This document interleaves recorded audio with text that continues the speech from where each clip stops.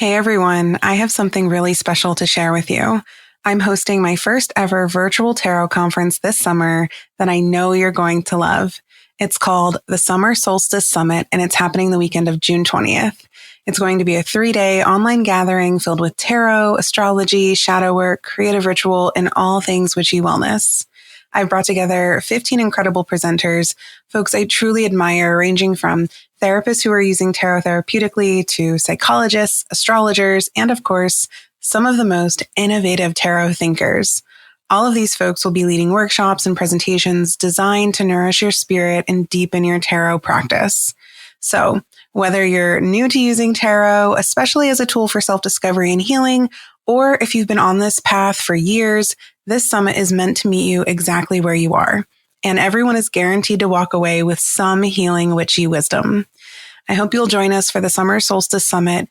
Go ahead and visit thetarotdiagnosis.com/summer solstice to get your weekend pass.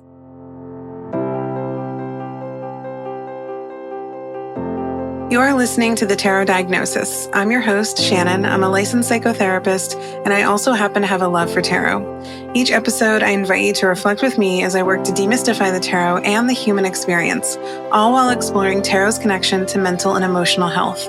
While this podcast may feel therapeutic, it is not meant to take the place of psychotherapy. So grab your cards and join me as I work to create a pathway to better understand ourselves and those around us.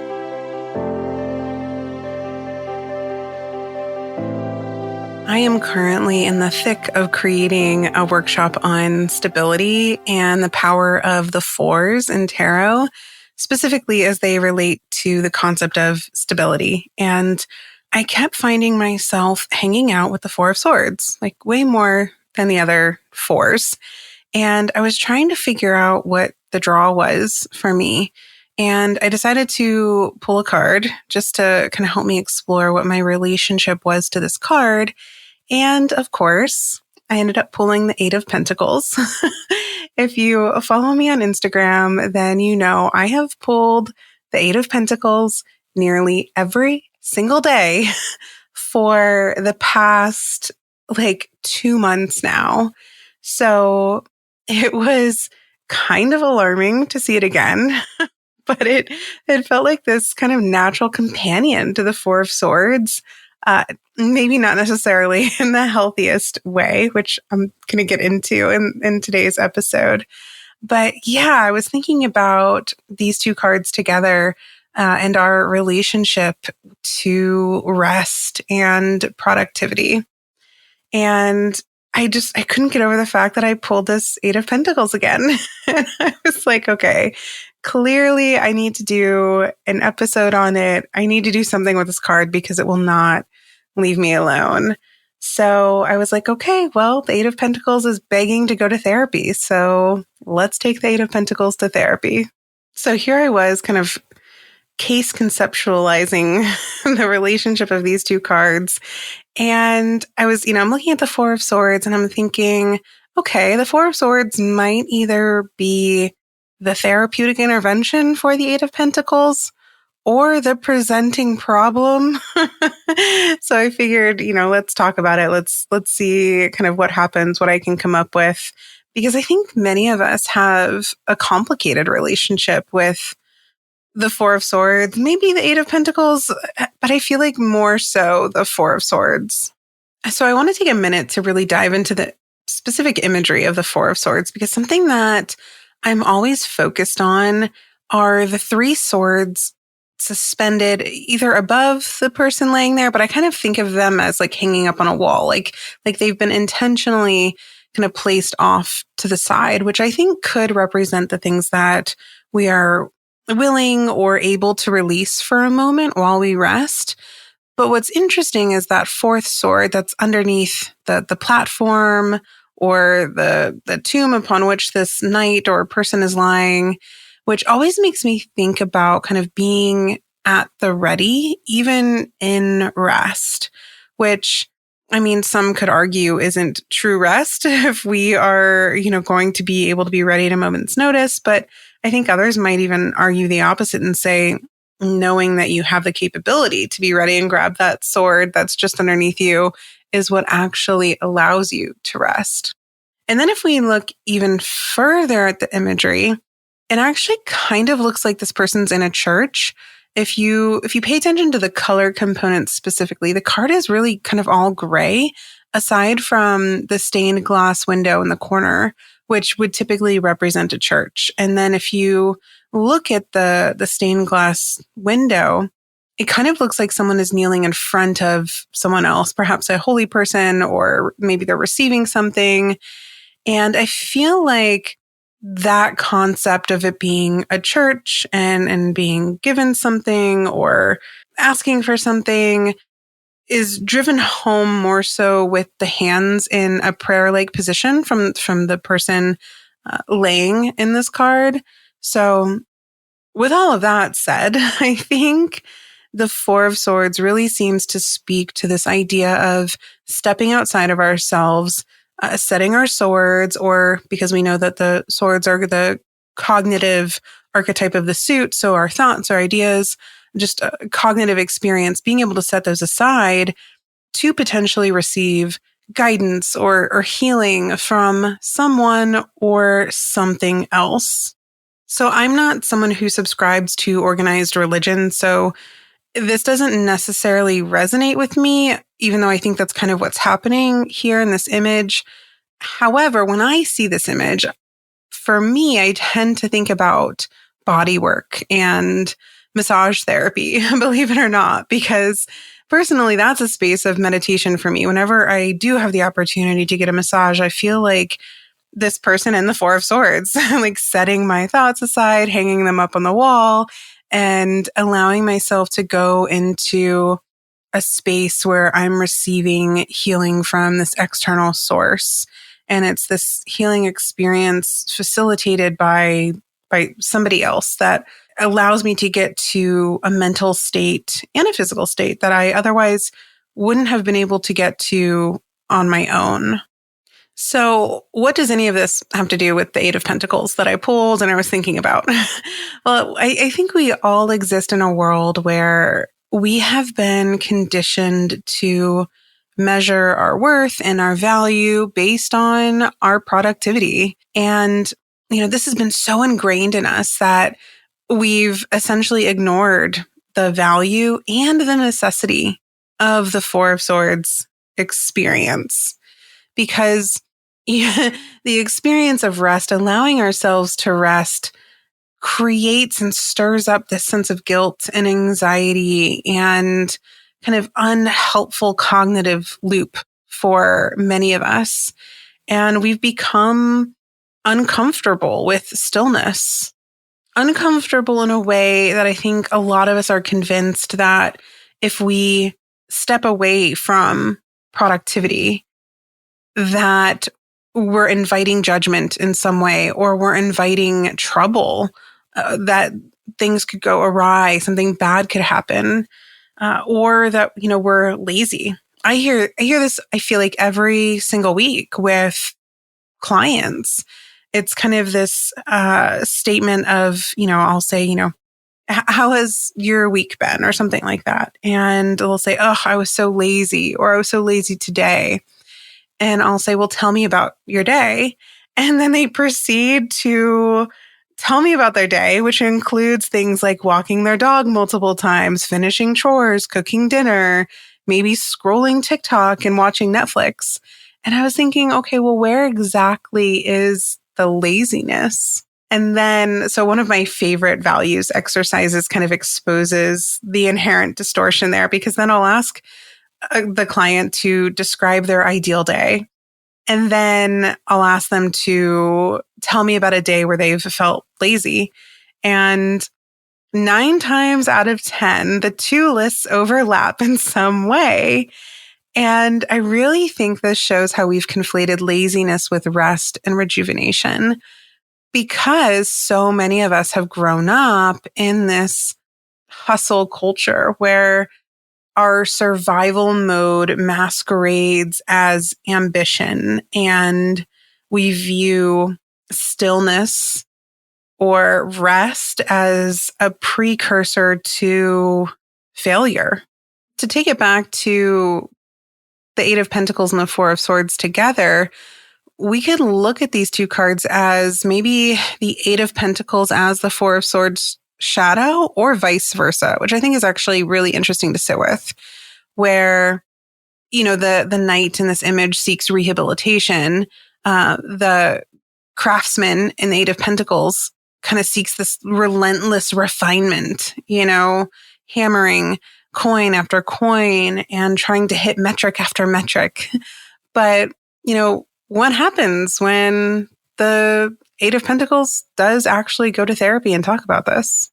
This is where I think the Four of Swords might be the intervention, because it makes me think of Polyvagal Theory, which is super interesting and really dives into the role that the vagus nerve plays in our nervous system and just overall level of functioning.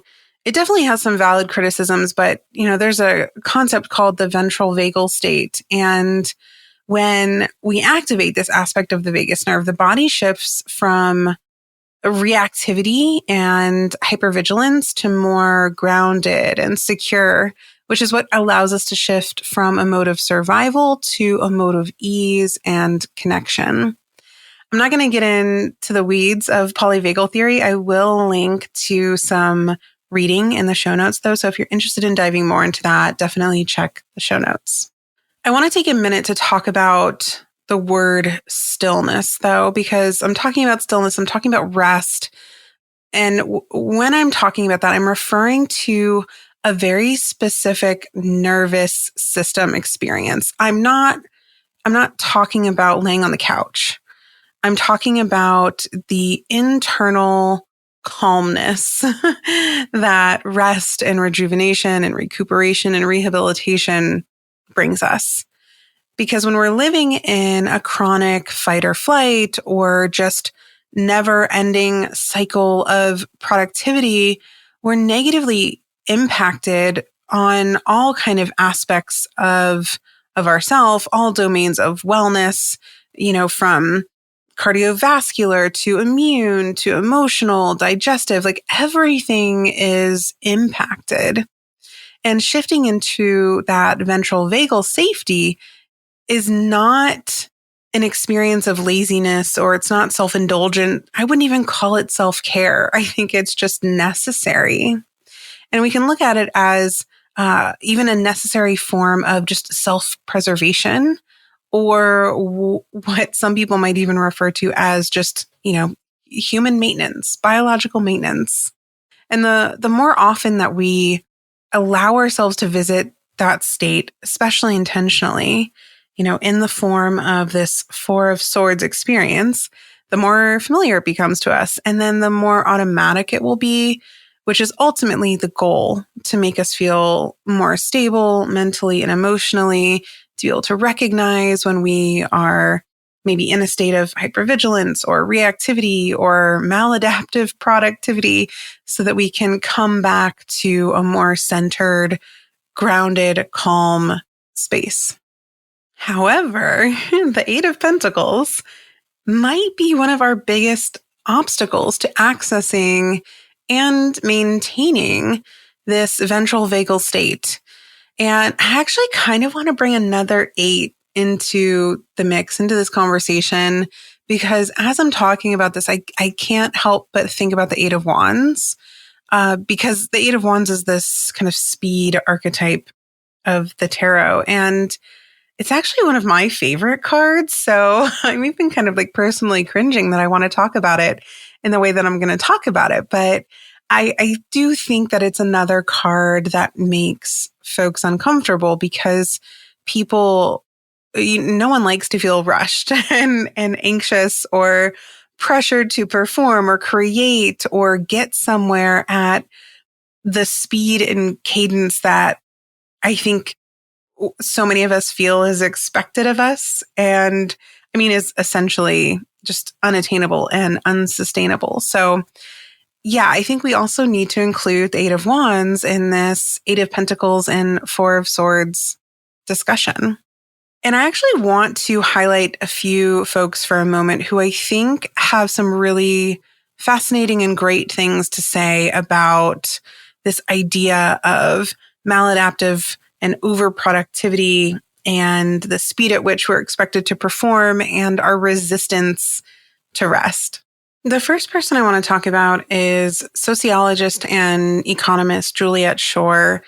And she's got a lot of interesting research out there. She's studied this phenomenon of our kind of devotion to work, especially in late stage capitalism, where societies have started to label the amount of time that we spend working and consuming and existing in this kind of hustle culture as a sort of status symbol.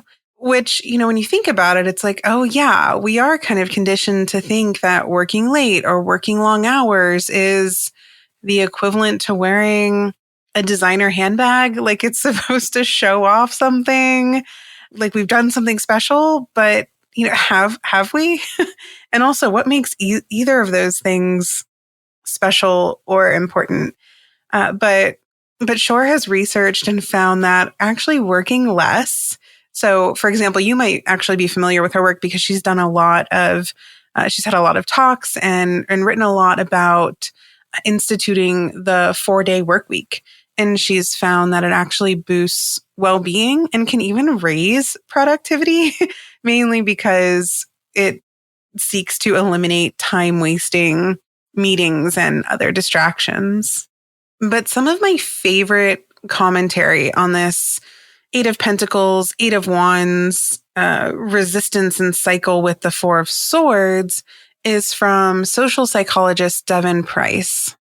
So earlier when I opened the episode, I talked about my client's experience with laziness.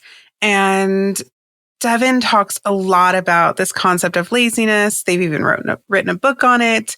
And their take on laziness is that it's actually this kind of fictional societal concept that was really created or born to weaponize productivity as the sole measure of our worth. And Devon believes feeling kind of quote lazy is actually a signal for rest, not a moral failure like we are kind of conditioned to believe it is. And you can find more about Devon's work, especially if you read their book, Laziness Does Not Exist. It's really fascinating. I think my biggest takeaway is this idea that kind of rest guilt cycle is actually internalized capitalism, just masquerading as our conscience, which I thought was just kind of a brilliant way to explain that internal dialogue that we experience. Because when our survival depends on this constant output, taking time to pause, to rehabilitate, sometimes feels like we're inviting a potential tower moment, or that our excessive hustling is what keeps a tower moment at bay. And yes, I'm going to yes and myself. Yes. And I also think, and not even think, no, the reality is tower moments are going to happen regardless of whether or not we take a nap. So I really do appreciate how Devon frames our sensation of laziness as a signal to rest.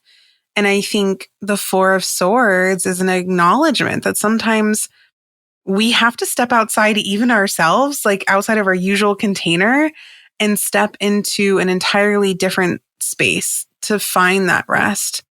Like I mentioned earlier, body work being that for me, nature is also that for me.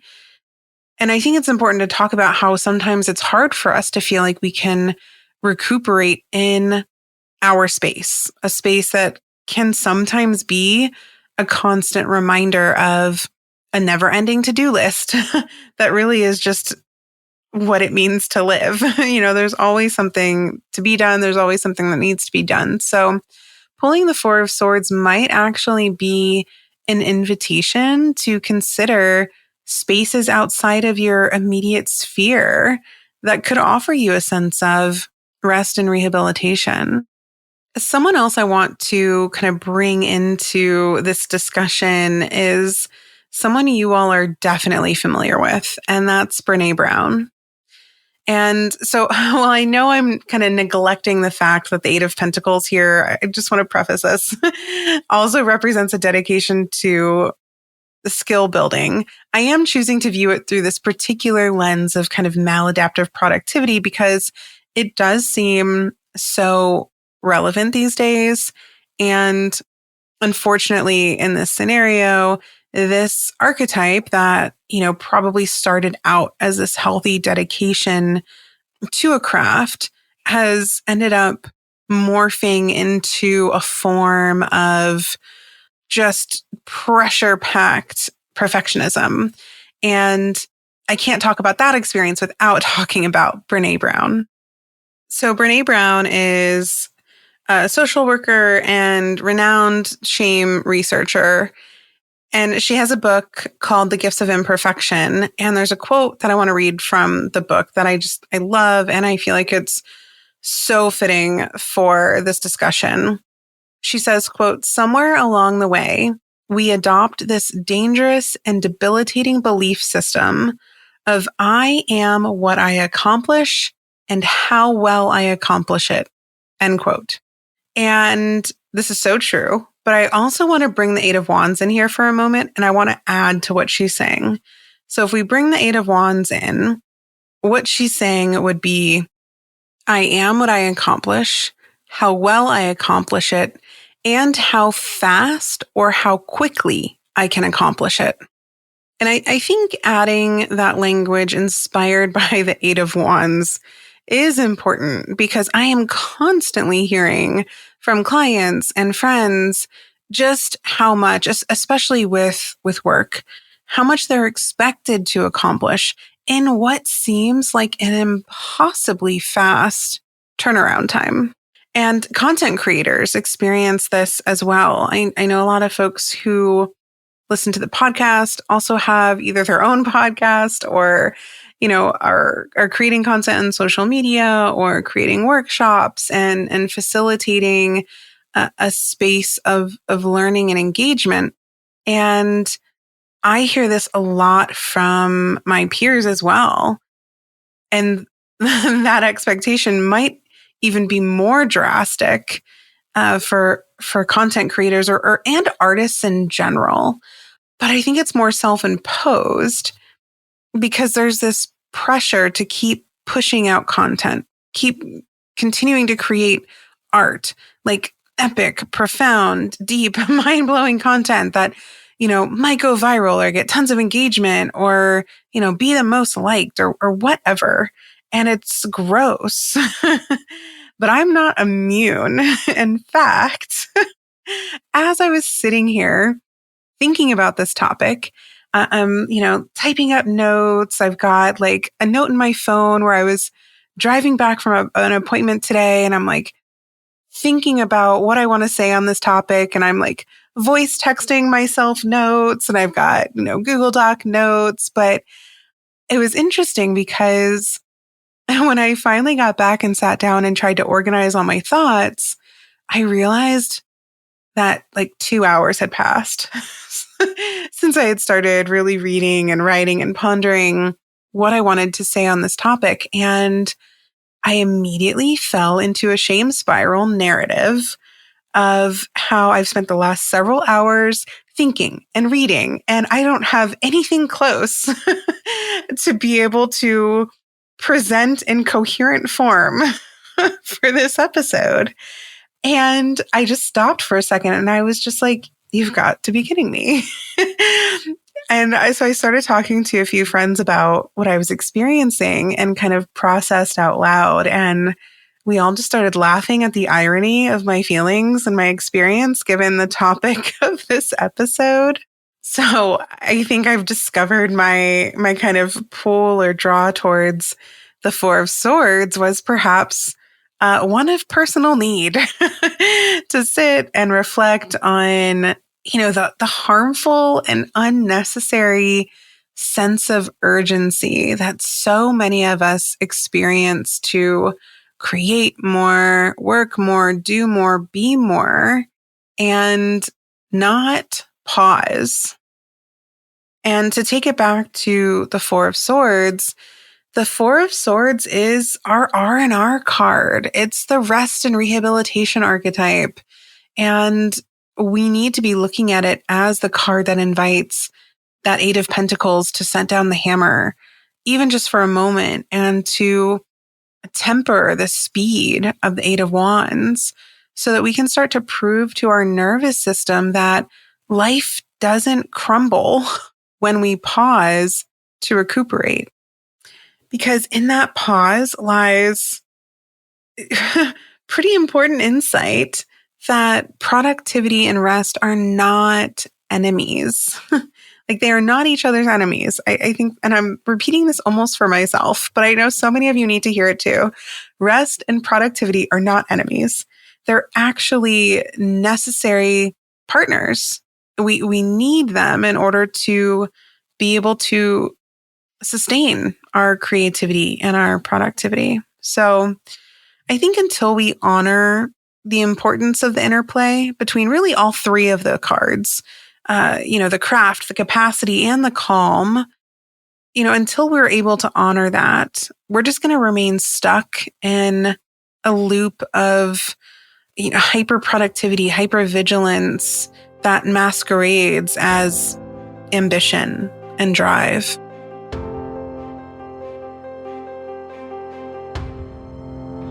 Thank you so much for listening to the Tarot Diagnosis.